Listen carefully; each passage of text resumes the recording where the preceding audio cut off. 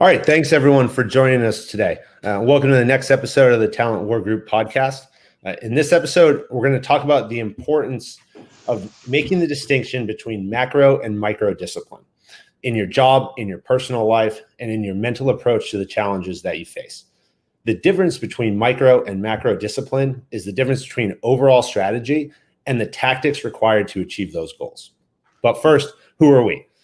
The Talent War Group is a leader's guide to building elite teams and managing the most important asset on your balance sheet, human capital.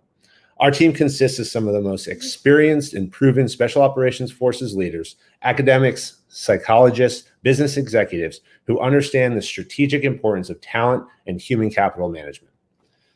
Our group has assessed, selected, trained, developed, and led the most elite winning teams in the military and in business. We've done this with 1 to 2 people, alone and unafraid, in the far remote regions of the world, to 1,000-person organizations. We understand what it takes and that it takes talent to win in any arena. But we also know that winning isn't done alone. We share our vast experiences to empower organizations, teams, and individuals to function at an elite level and demonstrate success every day. We rely on your growing support. We wouldn't be here without you. If you like what you hear, share it with your friends, your contacts, all your connections. And if you have questions during this session, please send them during the chat window. Through the chat function, we'll do our best to address them during the session. If we don't get to them, we'll hit them later. We'll have another session on the same topic if we have to. But we want to talk to and hear from everybody who's out there listening. So with that, here's our group today.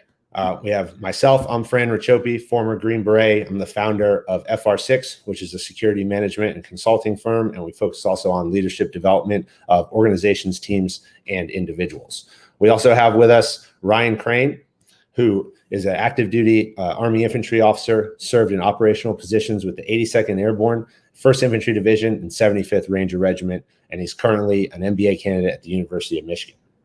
We have Ron Culpepper. He's a director of training and development at Brigade Energy. He's a former Navy SEAL with 30 years of service. He achieved the highest enlisted rank in the Navy and provided him the opportunity to work at every level from junior operator to the executive level with multiple deployments around the world. And we also have Tom Hall, a former Army Ranger who left the service to play football for Iowa State. And after receiving his master's degree in international relations, he began working with startups in various industries across the country. He works as a full-time consultant, advises startups on leadership development, scaling growth, and business operations. And also with us is Nayara González. She's the backbone of everything we're doing here in the Talent War Group. She's one of our interns and one of our young leaders in the organization, and we thank her for keeping us on track every day that we pursue this mission. Okay, so macro versus micro discipline. Leaders set visions for their organizations and provide their teams a final destination. For example, Google's vision is to provide access to the world's information in one click. General Electric seeks to become the world's premier digital industrial company. ESPN wants to transform and give fans the ultimate TV sports experience. In life, we may have the vision to be wealthy, own a large house, a yacht, a plane, spend each one of our days on the beach, or maybe our goal is to get in shape, live healthy, raise a family. Maybe it's all of the above. But to achieve these visions or goals, leaders and teams need to differentiate between macro and micro discipline in how they approach their everyday. Macro discipline is the alignment to that vision. Are we moving the needle forward towards achieving our goal? Or are we focused on peripheral tasks, events, initiatives that don't support the final destination? Are we waking up every day focused on the goals we set forth, getting in shape, or building an organization to be and be recognized as the best consumer products and services company in the world, like Procter & Gamble? Or to create the most compelling car company of the 21st century by driving the world's transition to electric vehicles, as Tesla looks to do? Our focus on the development of the tasks that support our vision is our macro discipline and our strategy for achieving our goals. By definition, it's our plan of action or the policy designed to achieve that major overall aim. But micro discipline is how we get there every moment of the day. Micro discipline is the tactics of our strategy. It's the specific actions required to achieve a specific end or goal. In our personal life, microdiscipline is completing the workout of the day when our body says we shouldn't.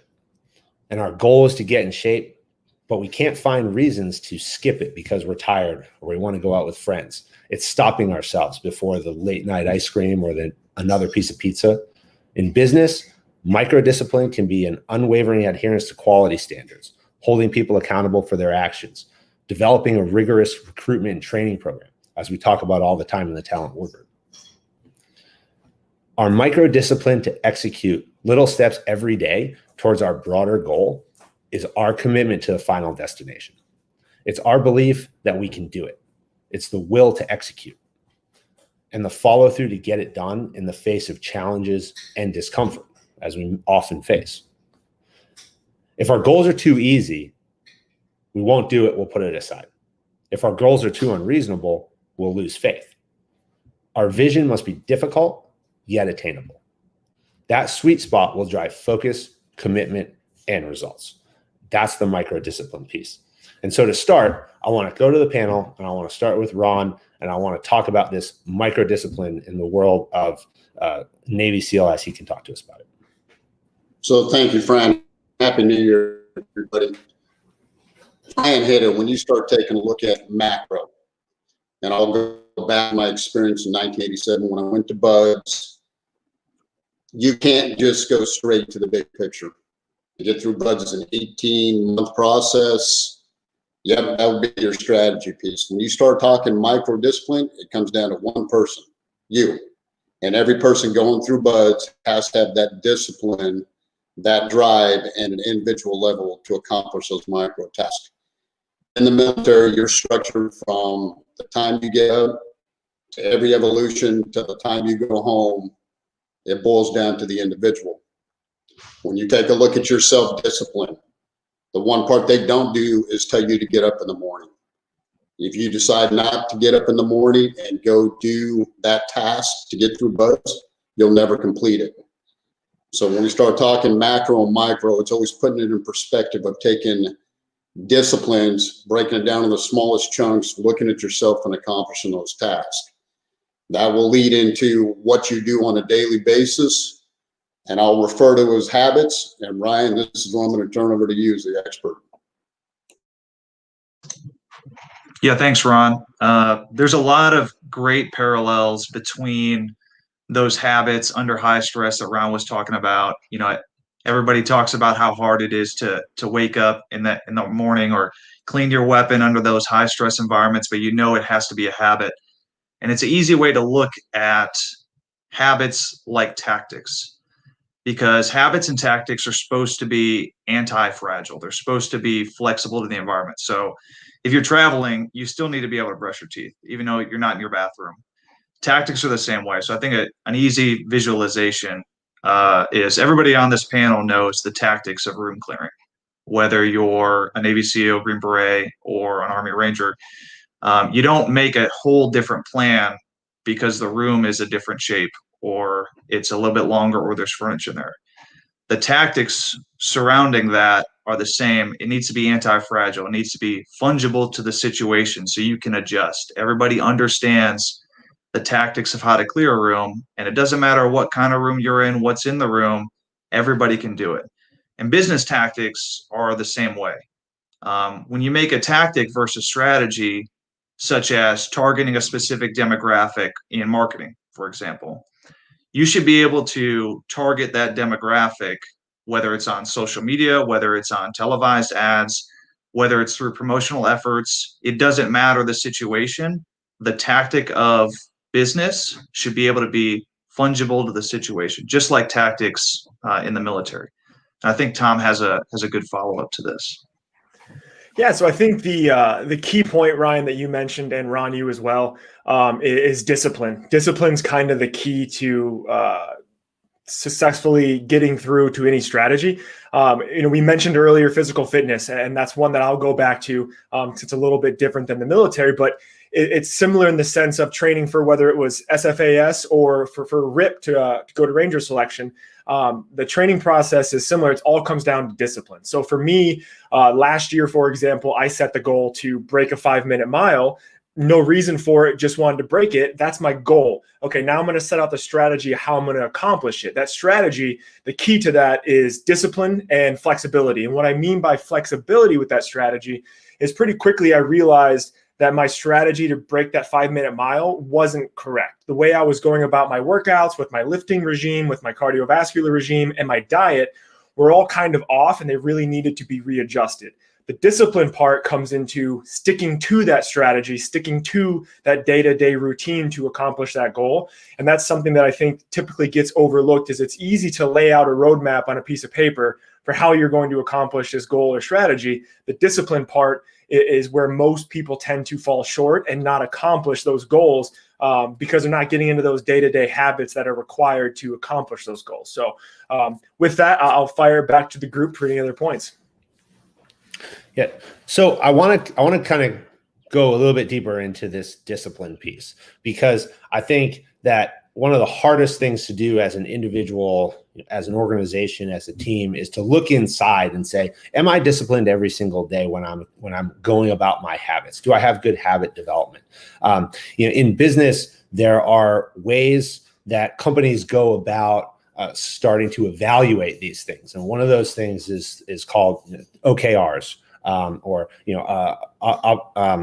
And Google started this kind of idea of having OKRs, where you can set these objectives and these key results, right? And then from there, you can actually start to assess, what are you trying to do? How are you getting there? And what are the very, very, very fine point quantifiable things that you have to do to get there? What have you guys on the panel seen in your organization and how you actually evaluate the discipline that individuals, teams, and organizations have in going about executing your tactics to achieve your strategy to get to your vision? And we'll start with Tom. Let's go back to you. I'm going to pass to Ron or Ryan at this moment as I try to pull out the specific example that I am thinking of. Yeah, I can go, Fran.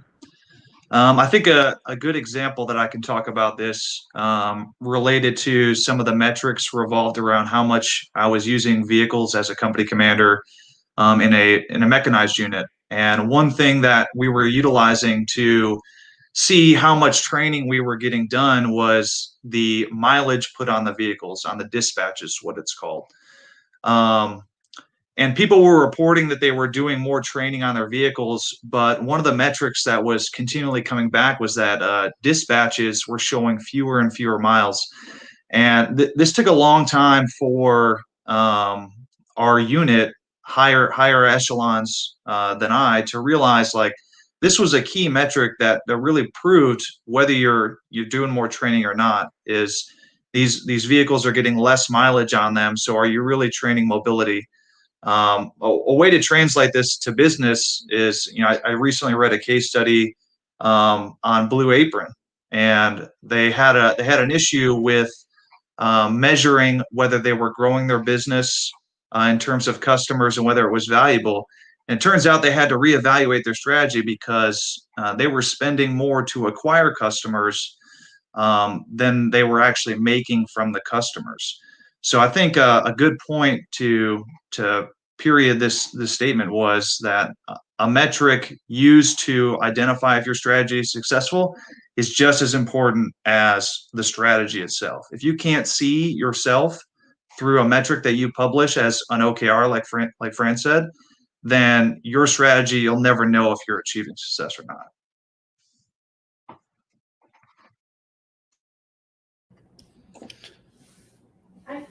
Ron, let's go to you. So Ryan, it was interesting you brought up simple things like measuring. Like for me, one of the favorite things I always loved doing, and you hit on it, was shooting. So when you take discipline, it's not only self-discipline, we hold each other accountable when you're going into a shoot house. When you take a target You have certain points where you want to impact that target. You can see if people are holding that discipline to themselves to be accountable for the bigger picture of the team, which then starts to go up into the higher level of those tactics. So when we start talking discipline, now you start to build out from the micro, which is yourself. You start to build up into those smaller teams, and it starts to continue to grow. But if you can't measure it, how do you ever know if you're going to accomplish what you're trying to get to on the strategy piece? Tom, let's kick it back over to you. Yeah, and I think this is a cliche term, but the first thing that comes to mind that I learned in special operations is work smarter, not harder. And I think that plays into this a great deal. For example, in Ranger Battalion, when a new member, a private, a specialist, whoever would screw up, conventional Army, what you would see is physical training, push-ups, burpees, make them do something for the next 30, 40 minutes that physically exhaust them. What I saw in Ranger Battalion was sometimes very similar, but also people would say, okay, I want you to go to your room and I want you to write me a 5,000-word essay tonight about that process. I want you to break it down for me so you better understand it and you're better educated when you come back. And that's kind of my introduction to work smarter, not harder. And I've seen it in startups. For example, working for an e-commerce startup, the whole entire business model essentially was based on LPH, which is labels per hour. In your warehouses with all your workers working, how many labels are they picking, packing, and shipping per hour based on the hours worked? And our labels per hour were extremely low compared to industry standards. And the typical response from leadership was, well, those individuals in the warehouses need to work harder. So what we did was we started going to those warehouses and actually meeting with all the employees, not just the managers, the lower level ones, to find out why is this strategy failing? Why is telling you to work harder not necessarily the right route? And what it ended up coming down to was communication between our warehouses and our headquarters element, the business development teams, and different channels within our company. None of them were communicating. It was all trickling down to the warehouses, and they were having to pick up hours upon hours of slack based on something that could have been as much as a 10-minute correction in our business development department, for example, that ended up ultimately kind of boosting those KPIs that we had set out. So really what it comes down to for me, just to reiterate, is looking at your strategy, looking at your discipline, and also looking at it as the ability to work smarter and not harder on every single thing to accomplish those goals. Yeah, Tom, I think you illustrated a really key point in business that aligns a lot with battalion, brigade, and above level planning. And it facets around the two concepts of measures of effectiveness and measures of performance. So like you said, measures of performance were labels per hour, but it doesn't really show what's effective. So going into military history standpoint, during time right before the surge in Iraq, a lot of studies show that units were measuring things like how many patrols they were doing, or how many insurgents were killed, or anything along the lines of how many people and how many patrols actually occurred, things like that. And the studies reflectively found out like that was just a measure of what you're doing, but not really if you're effective, especially in a counterinsurgency type environment. And this can relate to business, just like Tom said. When you go back and look at measures of performance, like you said, labels per hour, or in some businesses, rising sales, are we seeing a measure of effectiveness? Is rising sales also rising costs to where you're actually, making losses on margin? And those are the actual differentiators when you're looking at whether you're effective or whether you're measuring the wrong thing and your strategy is nowhere near in line with your tactics. Fran, go ahead. So I want to go down this road of communication that Tom talked about and Ryan hit on it. And if our job as leaders is to set this vision and then to identify these measures of effectiveness, our performance metrics, right, and evaluate ourselves, evaluate our teams and our organizations on them, it can be easy sometimes if you're a super type A person and you hold yourself to a really high standard to sit there and say, okay, I know what I'm doing well, I know what I'm doing not well, I'm very introspective, I understand that, and I'm going to motivate myself to not do the things that are working against my end state and my goal, and do the things that bring me forward. But how, as a leader, do you guys in your organizations motivate others? How do you communicate down to every level of management to get on board with that vision, to get on board with that strategy, and to understand the tactics that are required of them every day? And so let's go to Ron. So, Fran, it's interesting, and even Tom talked about it.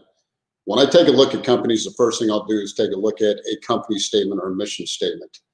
Who they are, what they do, where they're at, and how they want to accomplish that in the future.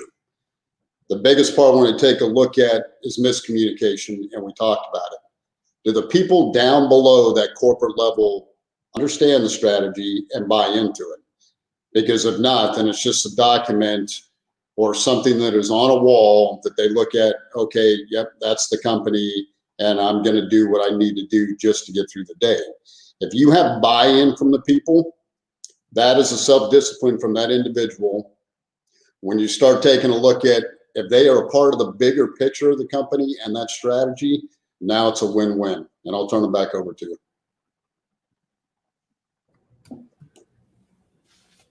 Yeah, I can jump in here, Fran. Yeah, Ron. So going back to that and going back to this question of how do you drive that discipline down throughout your chain of command or your subordinates or your team?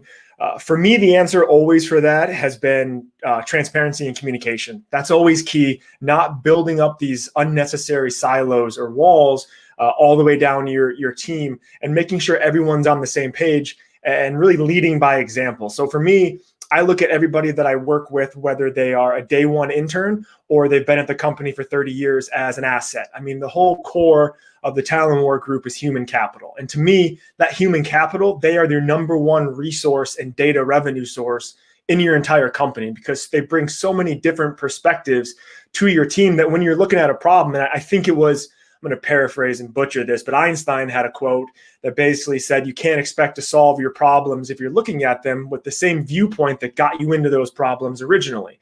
And I think that's one of the keys of that transparency of communication with your team members, is that if you bring in somebody from operations to look at a business development problem, there's a good chance they probably won't be able to solve it.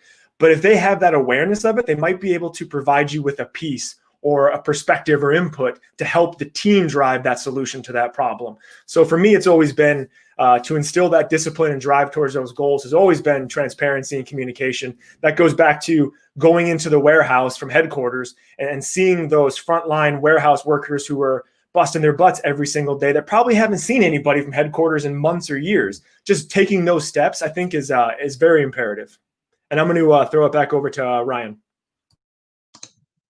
Yeah, thanks. I'm going to address a question here. What are some actions that you've used to help and demand your teammates meet the same winning behavioral standards that you've outlined, i.e. discipline? It's a good question. Obviously, it revolves around leadership. Number one is lead from the front. You can't expect somebody to achieve success or do the same kind of behavioral standards if you're not doing it as well. But getting into the kind of more measurable, quantifiable things. So when I was leading a company, it's very easy to talk about rifle standards and rifle qualifications. One thing that can get you a lot of buy-in is when you connect the dots between why you're doing a task and how it pays off to the overall mission and why that impacts that bottom line person. So again, with rifle standards, just like Ron talked about, doing well on the qualification range, because we measure, quantify that, we turn that into a number, we can translate that to the shoot house, which shows, hey, the people that scored well on the regular rifle qualification also do well in the shoot house. And when they're doing well in the shoot house, they do well in the entire training scenario. And when they do well in the entire training scenario, they're going to be better in warfare if we need them to. And iterating that for everybody down the line is a very easy way to get a team to buy in from the initial onset on why people need to meet those standards initially. This kind of thing can be easily translated to business when we're talking about, workers pursuing goals. You need to be able to articulate how those tactics nest with strategy in the long run. If the strategy is to meet all these customer demands, the tactics have to be in line with them. You have to be meeting this demand by making these quality standards. You have to be meeting these customer demands by having great customer support. And if your workers don't understand that the tactics that they're employing every day are meeting the overall strategy, then it's really hard for them to get buy-in. Same way in warfare and leading organizations, it's the same way in business. Now, I'll pass it back to the group. Great. I want to talk about objectives for a minute. So our objectives are what we as leaders use to then kind of set the stage for everything else, right? If I'm leading and building an organization, how many objectives do you think as a group here that you can actually execute on? And I'll give a little example to quantify what this means. So I led an organization building a security department, and we went through an exercise to develop the OKRs for the company writ large, and then that came down into each one of the departments. And we had identified 8 core objectives that we were going to execute over the course of the next fiscal year. And then within each one of those, there were multiple key results that we had to go through. And the whole document ended up being like 75 or 80 pages, completely overwhelming for even me and the group of my managers who wrote it. And as we presented that back into the executives, it was like, whoa, what is this thing? This is so much. How are you guys going to do this? It's not even possible. There's so many people around here. And although we understood in our level that this was something that we could concretely execute on the way we were organized and we could make it happen, it was overwhelming.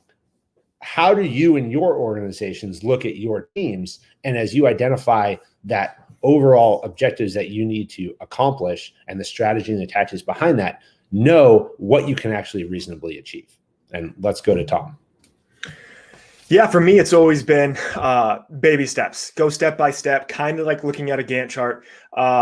If you want to lay out too many objectives in a row, you're going to overwhelm your team. So you really have to understand the resources you have at hand. For me, I've always believed in really focusing on those key objectives up front that you can accomplish, laying out that roadmap for them, as opposed to setting up all the secondary and tertiary objectives after that, because that way you lose focus if you just have a long list of objectives. So for me, it's always been setting up those key points right up front and really focusing in on them and trying to block out as much of that noise on the side as you can, while not sacrificing future projects and putting them off as well. So that's a very generic answer, because it's always very different per objective. An objective with an e-commerce company is going to be completely different to obtain than with a renewable energy company, for example. So with that, I'll send it back to anybody else in the group that wants to add on to that.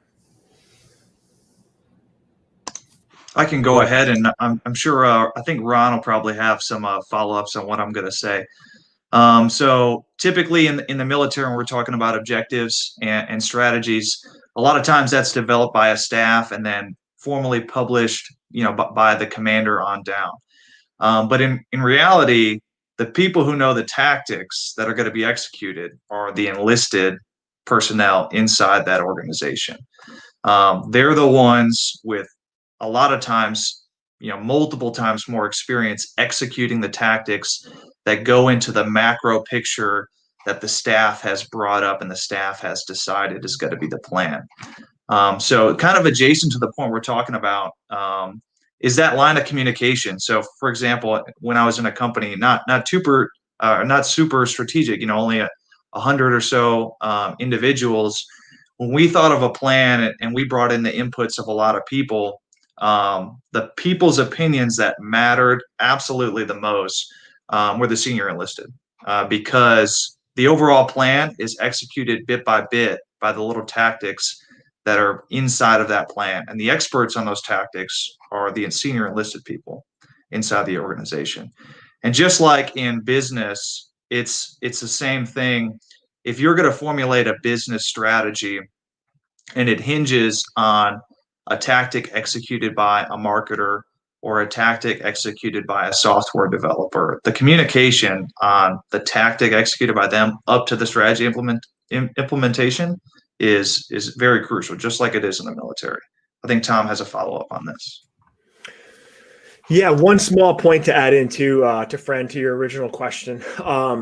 One thing I always think of too, going back to the people aspect of executing your strategy and your objectives, is understanding not to, shove in a square peg to a round hole when it comes to building out your team as resources, and understanding as a leader, the way you lead all those people on your team towards that objective is going to be completely different for each person. The way you motivate and lead an introvert is going to be different than the way you motivate and lead an extrovert. The way you lead a software developer is going to be different than the way you lead your accountant on your team or your project manager. So really, you have to gain the understanding, build those professional relationships with your team, and really get to know them as well in order to motivate and lead them through to that objective. And I think that's one thing that special operations especially has gotten a lot better at, is understanding that there's those differences between every single person. You really want to maximize their net add to the team and make sure you can get the most out of them while not detrimentally impacting your team on the way to that objective. So, Ron, do you have anything to add to that? Yeah, and it's just going to build off what Ryan and you had stated. So every time before any mission, you would have this one concept of operations. It would start out with the mission statement or high-level strategy, then it would come down to the objective. It was even brought up earlier in the conversation that we were measuring how many routes we were taking, how many convoys, and how many enemy we killed. That wasn't an objective. So if you take the objective that was delineated on that document, that was what our end state was. Then as that objective was starting to come down and get into the tactical realm, and Ryan had hit on it, what he was referring to was senior enlisted, all the experience, all the time, probably learned from the mistakes and wanted to make sure we were doing it right the next time. But even with the senior enlisted, there is buy-in from the whole element to make sure that when we execute those tactics, that it meets the objective that then supports the higher level strategy. I'll turn it back over. Okay, so Ron, I'm going to put you on the spot because you have the most experience in dealing with young, super motivated people like myself, Tom, and Ryan, who get ahead of ourselves. I want to ask you, how are you going to handle in these situations two different types of people? So it's kind of one question, two answers. You're going to have people as you as a leader you're going to set that vision. You're going to get everybody aligned on that strategy. You're going to provide the tactics, and you're going to have people who are going to jump in and they're going to start running. They're not going to look behind them. They're not going to look around. They're going to put their head down and they're going to go. And they're going to execute. And you're going to have to probably rein those people in. And then you're going to have some other people who can't keep up. They don't quite get it. They don't really understand. Maybe they're not aligned, but they're a bit of that leadership challenge. How do you, as the leader who has to sit between these two different elements of your team, going to manage both of those types of personalities? Clear communication. When I say clear communication, first, you bring everybody in and you let them know the expectations up front. So if you take that higher level strategy, yep, that's going to be defined. A lot of the junior people who may be overwhelmed or brand new may not fully understand it, but they do need to know that everything we're doing is supporting it. So if I take a look at the senior officers I work for on their mission planning, yep, we follow orders and we need to execute that. When I come down to training the junior kids and having them get a complete understanding, a lot of it boiled down to rehearsals, to trust and verify. If you have people that are running so fast, that gives you the ability to slow them down, to let them know that if they are moving too fast, they could jeopardize the team. And then on the other side, if you have people that aren't quite comprehending it between that communication and those rehearsals, that is how you move into success. The same thing if you're applying it to business. The corporate level has to come down and be able to see what exactly people are doing to meet their objectives and their strategy. Does that answer your question? It does. It does. Thanks. But I can't go away from this question if I don't ask the two Rangers in here how they've handled these situations, because I know that they've had a lot of these leadership dynamics come up. Well, first off, Fran, I'm the person you mentioned first that hits the ground running and doesn't look back. That's typically me. So it's I mean, it's all different, you know. It really, like Ron said, communication's key. As long as you're laying out those points and those objectives and what you expect from those people, and learning how to motivate them and seeing how you can take in what they add to the team, that's always been key. But working in startups, my perspective's a little bit different. Is a lot of the people that come in and work a lot slower and take a lot longer to get up to speed typically don't stick around, not because they're not a net positive to the team, but typically because startups are blitzscaling so fast that you have to wear multiple hats. And a lot of people realize pretty quickly they're not comfortable with that. So my experience with that post-military has been really just the hard chargers that put their head down and sprint through the wall. I don't know if Ryan, have you had any other experience?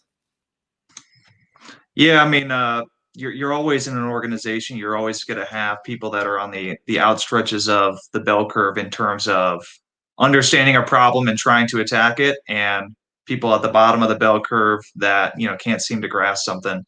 And I think the only way you fix it is communication and leadership. So when I was a young Ranger platoon leader, I had my sergeants and my staff sergeants that felt sometimes that they could clear a building themselves. They were that good. I probably would have trusted them to do that. But they have, a whole team and a whole, element that they have to utilize to do that same thing. And because they are leaders themselves, they understand that. So they have to understand when they have to pull back and bring up the slow guys behind them. And I think, business is the same way. That's kind of the purpose of, a board of executives, even on a small company. If you have sales outpacing, production, you're gonna tank the company. If you have production that's not keeping up with marketing, then, all your customers are going to be upset. So those kind of things translate into business, and getting everybody on the same pace is certainly the job of the leader. Great. So it's a new year. I think everybody will not be lying when they say they're excited for 2020 to be in the past. But we've started 2021, and most companies, organizations, people themselves personally, they start the new year and they set a whole bunch of goals for themselves. Ideally, organizations, they've done that in late 2020 to set the stage for 2021. But a lot of companies will also do that in early January, and they'll sit down and they'll figure out how they're going to go about 2021. I'm going to do that personally, right? They say that the highest amount of people that go to gyms is in like the first 2 weeks of January, and then from there it slowly trickles off because everybody else gets focused on other stuff, and they lose that micro discipline towards their macro goals. So I want to go around the panel, and I want everyone to give their one example of one thing that they're focused on this year as we kick off 2021. What's their OKR for the year? We'll start with Ron. Thanks for putting me on the spot. I had to think that first question. I didn't think about it. Now, if I take a look at it, it's exactly what the war group is doing. Learn, grow, and share. So we start talking micro disciplines. We talk about readership through leadership. Yep, I've made it a point to constantly read and learn, which only helps my company grow, and not only the company, but as an individual, and then the ability to share that. Because I am a team player. I've been that way my whole life, and that's exactly why I love the war group. And I'm going to turn it over to Ryan or Tom. Yeah, I'll take it. And it's because we're so like-minded, we're probably all going to have pretty similar answers. But yeah, I mean, in the summer of last year, I finished my company command, in the operational army. I'm still active duty, but I chose to come to grad school, and particularly business school, because business and warfare, they really have a lot of similar problems that are just kind of disguised differently. Meeting goals, managing people, finding success, creating something from nothing, and analyzing the competition or the enemy. And so I wanted to come here to learn, obviously. And one key thing that I want to do is reach out to as many people that are not inside the typical unit structure of the military right now, but have experience to that as well as business. And that's, what the Talent War Group is doing right now. Yeah. So for me, I'm not a goal person, to be honest. I don't set long-term goals. I don't set yearly goals usually. But this year's been a little bit different due to COVID. 2020 for me started off horrible, ended up being a much better year than I ever could have expected. But for me, it's, working with startups these last 6-7 years has been extremely beneficial, but there's been a huge gap in my understanding, in my knowledge when it comes to business. So, I got accepted to the Carlson School of Management for my second master's degree doing an MBA. I had to defer it because of COVID. And then coming up again this semester, I had to defer it again because other things came up, other projects took precedent over it. So right now, my target is to start that this fall. Because for me, I really miss school. I love learning. It doesn't really matter what the topic is. So my goal this year is to get everything in a row for myself to be able to really dive into that MBA at the end of the year, to kind of add that to it's not for a resume. It's really just to fill in all those gaps that currently exist in my experience and knowledge of business. So that's probably my number one goal right now. Great. Well, definitely we have a lot to look up to with you guys. And then this group in the Talent War Group has been amazing to kind of come together and start to talk about some of the real challenges and real solutions that are out there for ourselves, our teams, our organizations to get better every single day. And that's my OKR.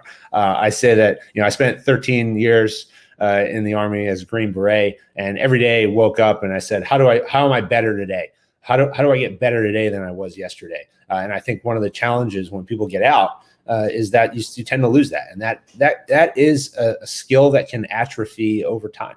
And you start getting consumed with other things, and you're not so focused on achieving the results that are out there and that are possible for yourself. And so my OKR for the year, and I wake up every single day, is my big result is to be better at the end of 2021 than I am today at the beginning. And I know that there's a lot of micro things that I got to do, physically, emotionally, and mentally every single day to get there for the next however many days it is left in the year. Because I think we don't want to start counting days left in the year because we're only 7 days in.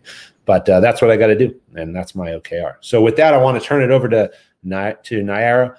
She is going to give us our summary for the day. One of the things that we're really passionate about here is the development of our young leaders in the organization. And it's kind of a point of competition here in the Talent War Group podcast to see if you make her list of key points for the day. And I hope we have a running tally of that somewhere.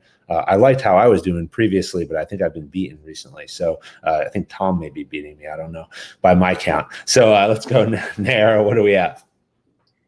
Thank you, Fran, and hi, everyone. I'm hopeful to be here. This was a great conversation, and everyone made such great points. I think I have everyone here that I'm going to say. So I want to obviously start by summarizing the difference between strategy and tactics, or macro versus micro. And basically, a strategy is an overall plan, the bigger picture to achieve your goal. And the micro is the little things that you can do every day to get to that end goal. For a better understanding, Tom gave a great example where he says that his macro, if I'm not mistaken, was to achieve a mile in 5 minutes. That was his macro. But his micro was how to figure out his training, his nutrition, maybe sleep, all of the methods that he could use and he could need daily to achieve that macro goal, to achieve success. So the first main point was from Fran, where he said that our vision must be difficult, but yet attainable. You can plan 100 different goals, but if you don't know where to start or how to proceed, you would have been just better off with one well-executed goal where you can plan a good strategy and tactics to follow.